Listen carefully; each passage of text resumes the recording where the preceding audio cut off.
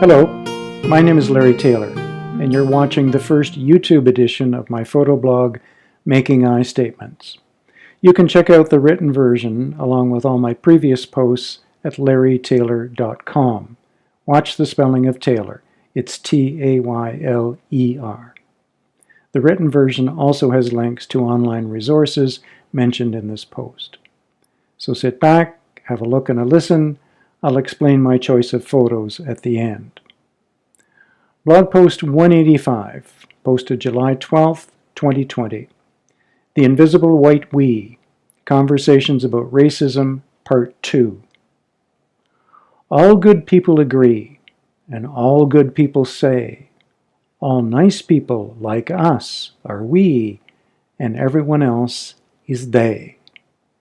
Written by Rudyard Kipling, 1926. It is ironic that I start part 2 of my conversations about racism by quoting Rudyard Kipling, the 19th century white English author who popularized the term the white man's burden. I loathe the racism in Kipling's writing, but I do find this quotation from the final stanza of his poem We and They to be a useful starting point for today's topic. In this essay, I'm exploring the power of what I call the invisible white we when talking about anti-BIPOC, that's Black, Indigenous, people of color, racism. Please see my disclosure statement about the term invisible white we at the end. In part 1 of this series about racism, posted June 21st, 2020, I wrote about being born white in a predominantly white rural Canadian community. When growing up, I was not aware that I was white. In the same way that to a fish the water is invisible, the concept of being white was invisible to me. In that essay, I made the connection between this invisibility, white privilege, and white systemic racism, all in aid of confronting my own racism. Here's an anecdote to illustrate what I mean by the invisible white we. About 18 months ago, I saw a Facebook post that featured the photo of a large sign placed near the entrance of an American Protestant church. It was the kind of sign typically seen in front of churches welcoming non-attenders into the life of the congregation. Forgive me, but the details of the sign are garnered from memory. Alas, I did not save the photo, nor do I know the church's denomination or location. The sign read something like this: We welcome people of color. We welcome Indigenous people. We welcome gay and lesbian people. We welcome disabled people. We welcome minorities. We welcome you. An impressive list, I thought to myself, until I looked at the word we. Who exactly is the we that's doing all this welcoming? It isn't minority people, whatever that means. It isn't disabled people. It isn't gay or lesbian people. It isn't Indigenous people. And it isn't people of color. By process of elimination, you're left with the conclusion that it's white, straight, able-bodied people who are doing the welcoming. And they're not identified. They're way too busy welcoming all the people who aren't like them.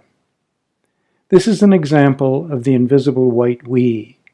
By not including people like themselves in the list of those being welcomed, they have rendered themselves and their whiteness invisible. After all, they are the norm. They consider themselves to be the normal people, who are generously welcoming all the other people into the life of their church. They have the power to define what constitutes others, and it's not them because they're already there. In an article entitled, quote, America's Enduring Racial Caste System, unquote, in the New York Times Magazine on July 5, 2020, the distinguished American journalist Isabel Wilkerson calls this phenomenon, quote, invisible scaffolding, unquote. The implication of this racial invisibility hit me hard. It came at a time when I was starting to fathom my own white privilege. The concept that white was so normal in my culture that it didn't need to be named or acknowledged was hugely disturbing. I posted a too hasty reply on Facebook to the church sign saying something cheeky like, well, I guess this church doesn't welcome white people because they're not on the list. Within minutes, someone posted a comment objecting to the tone of my comment and accusing it and me of being racist.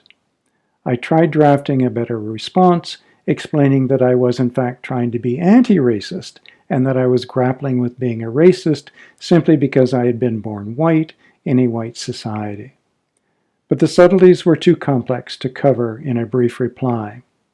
Rather than risk an online argument about what was and what was not racist, I deleted my comment.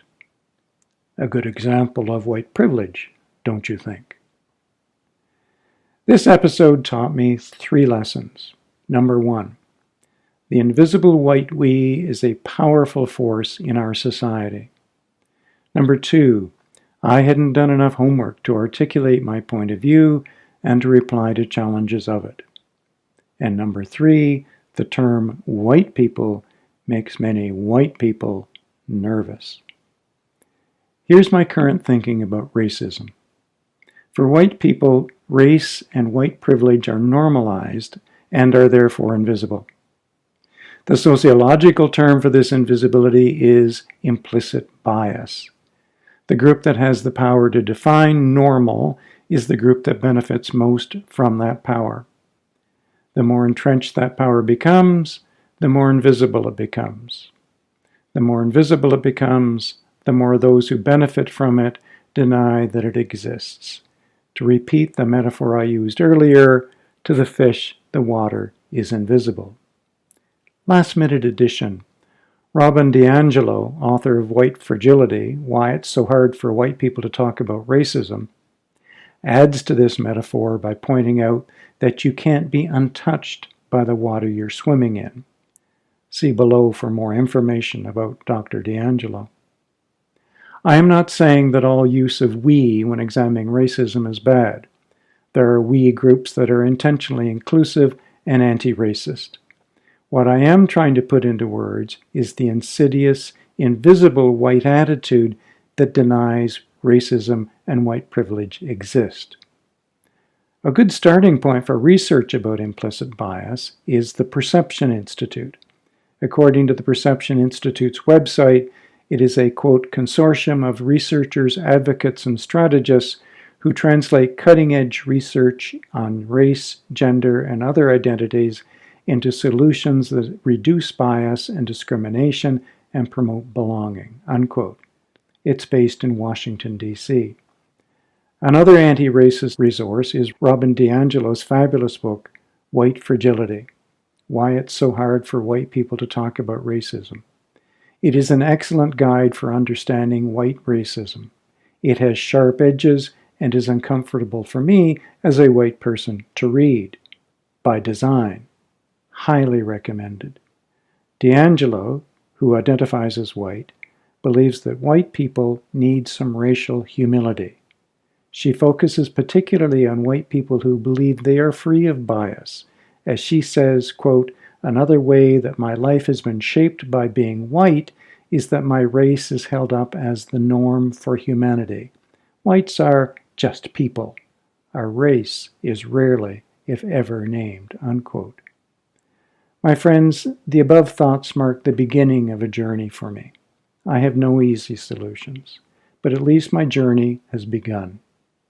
I've started writing part 3 of these conversations, a reconsideration of Sir John A. Macdonald, due in early August.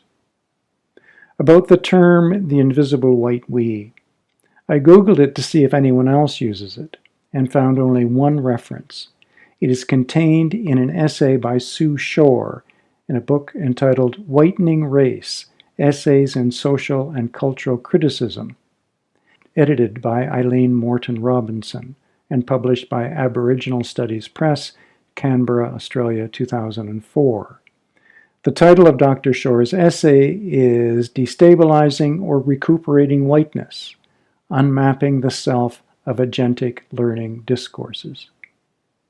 Dr. Shore teaches at the International Graduate Center of Education at Charles Darwin University, Darwin, Northern Territory, Australia. Portions of the book are available without charge on Google Books. About the photos you're seeing. They all feature graffiti on railway cars in the Canadian National Freight Yard in Belleville. Graffiti art can be an elegantly complex world of in-groups, codes, and secret symbols. It reminds me of the equally complex world of The Invisible White We, full of in-groups, codes, and secret symbols. Until next time, my friends, stay safe, and thank you.